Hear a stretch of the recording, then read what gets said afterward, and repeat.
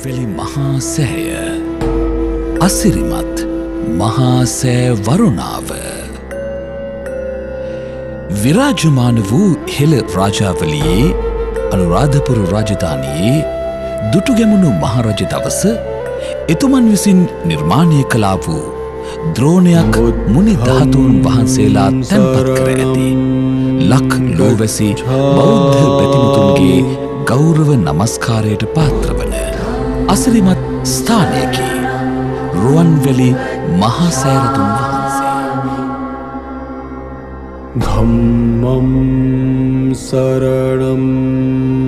ගච්ඡාමි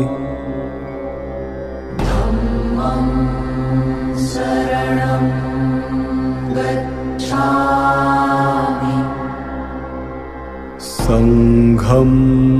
සරණං ගච්ඡාමි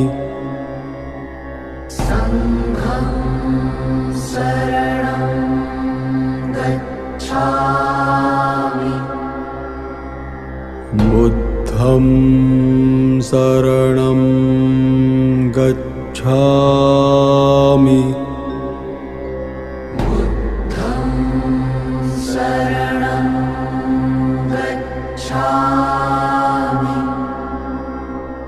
ධම්මං සරණං ගච්ඡාමි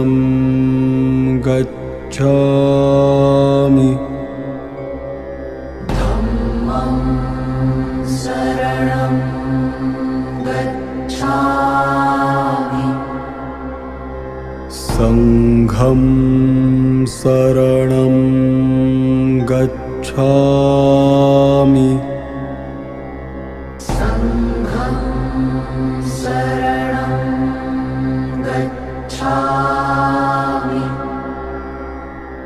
බුද්ධං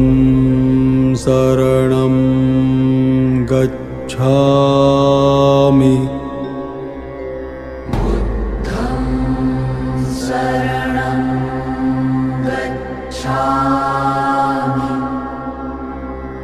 ධම්මං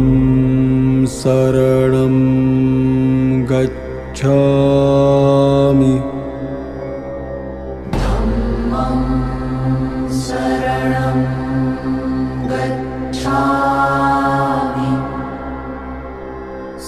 සංඝං සරණං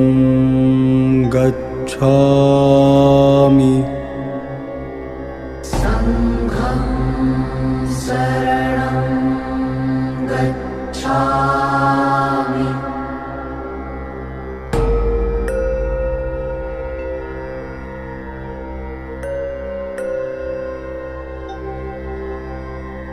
බුද්ධං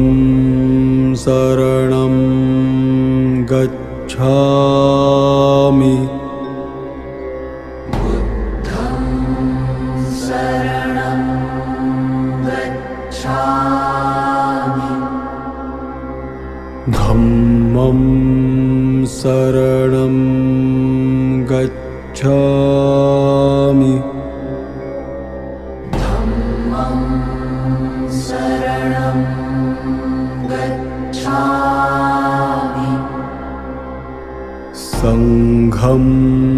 සරණං ගච්ඡාමි සංඝං සරණං ගච්ඡාමි බුද්ධං සරණං ගච්ඡාමි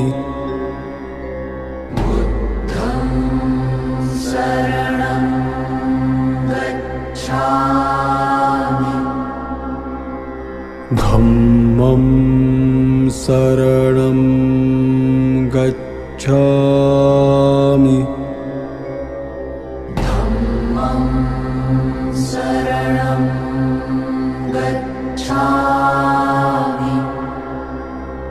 සංඝං සරණං ගච්ඡාමි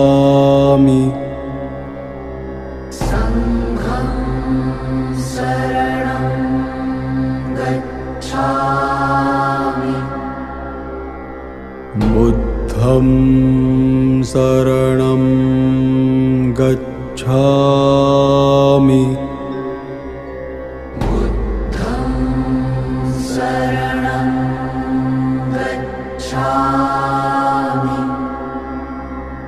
धम्मं शरणं गच्छामि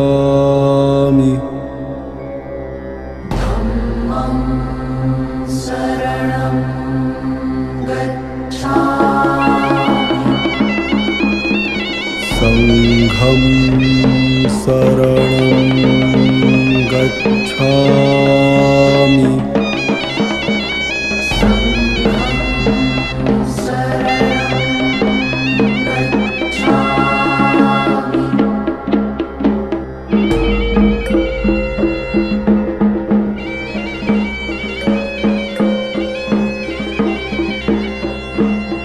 बुद्धं शरणं गच्छामि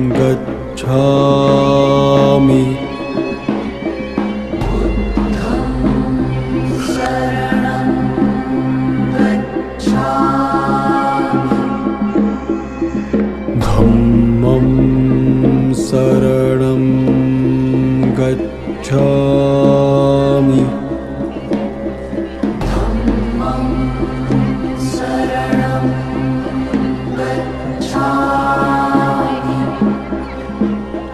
संघं शरणं गच्छामि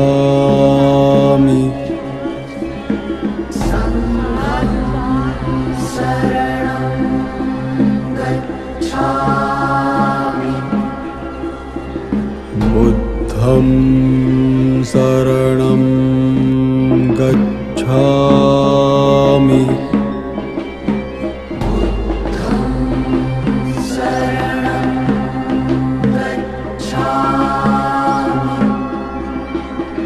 धम्मं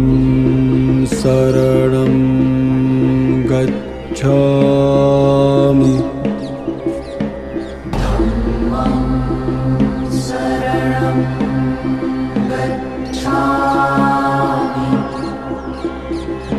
संघं शरणं गच्छामि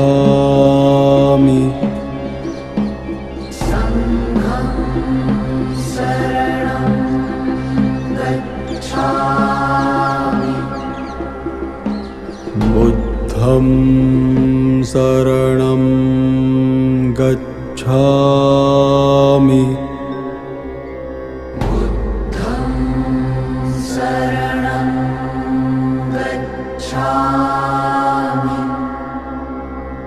धम्मं शरणं गच्छामि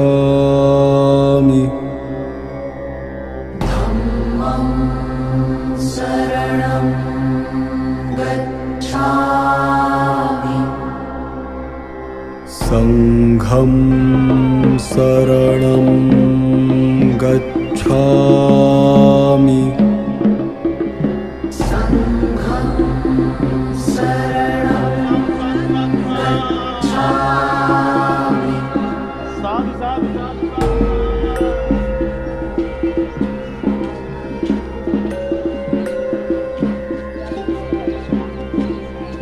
बुद्धं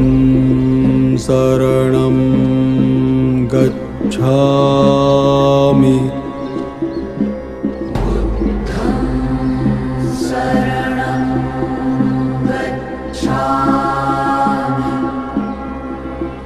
धम्मं शरणं गच्छामि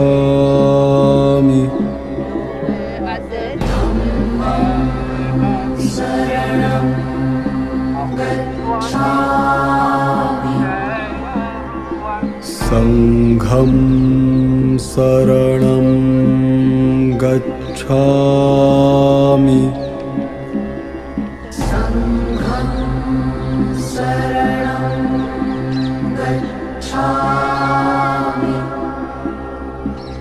बुद्धं शरणं गच्छामि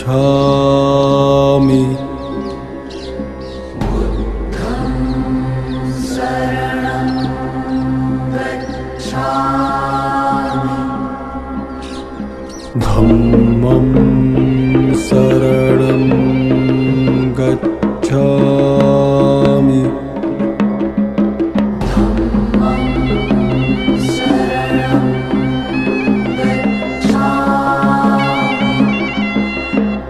संघं शरणं गच्छामि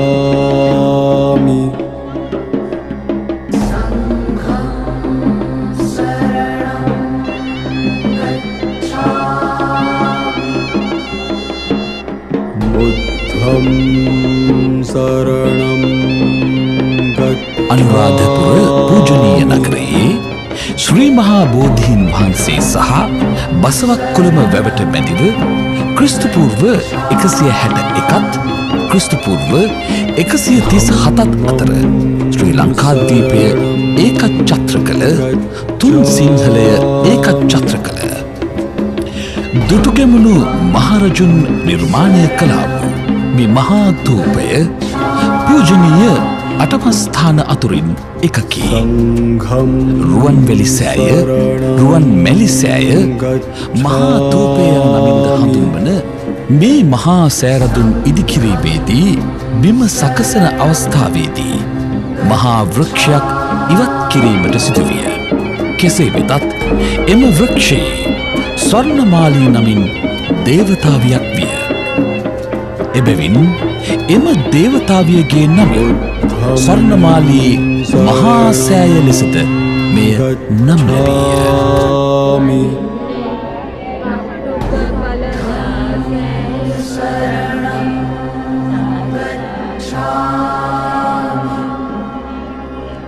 धम्मं शरणं गच्छामि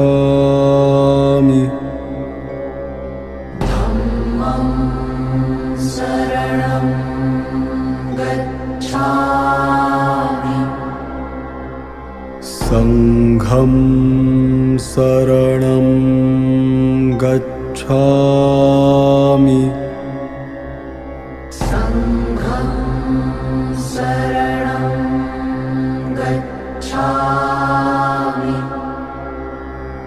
बुद्धं शरणं गच्छामि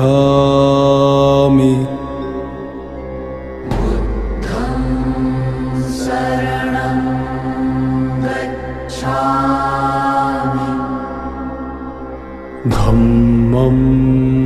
शरणं गच्छामि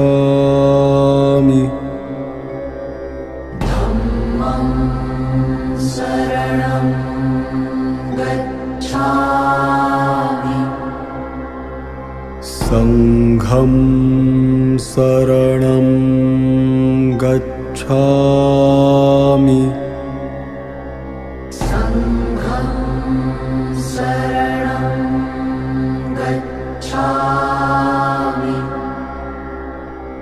बुद्धं शरणं गच्छामि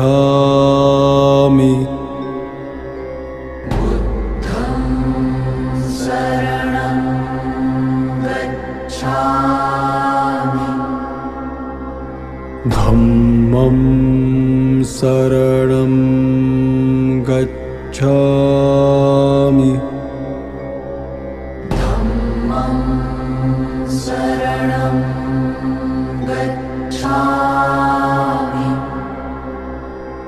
संघं शरणं गच्छामि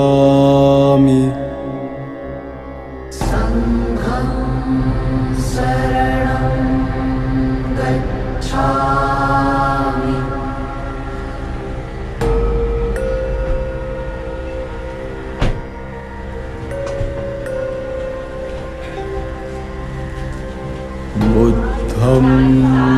शरणं गच्छामि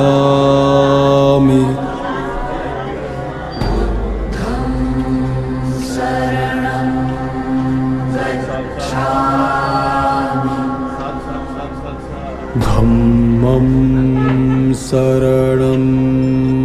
गच्छामि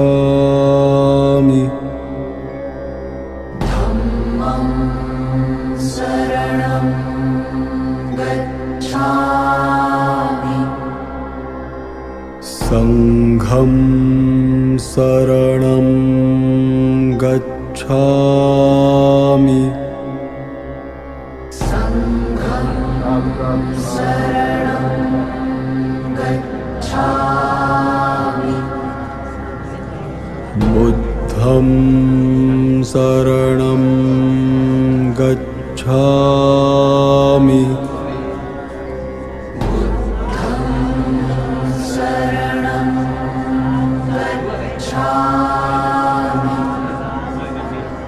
धम्मं शरणं गच्छामि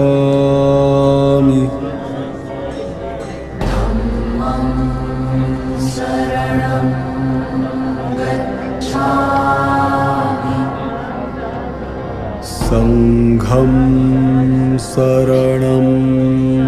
गच्छामि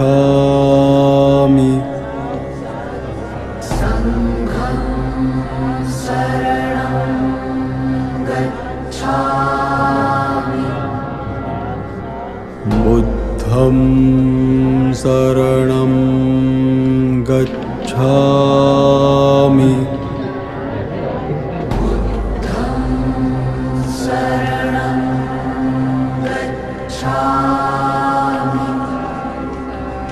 धम्मं शरणं गच्छामि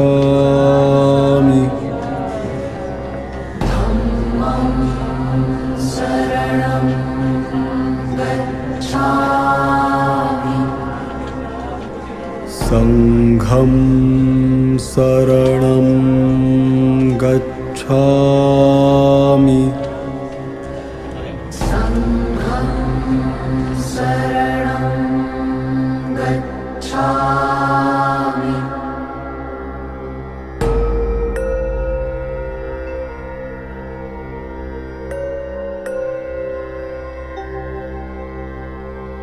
बुद्धं शरणं गच्छामि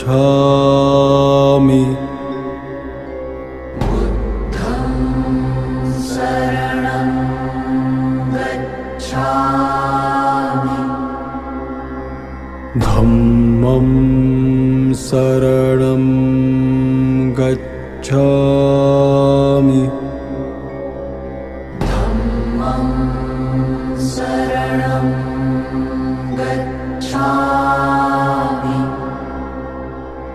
संघं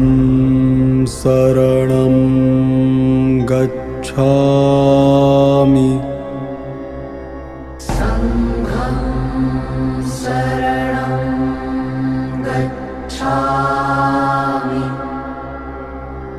बुद्धं शरणं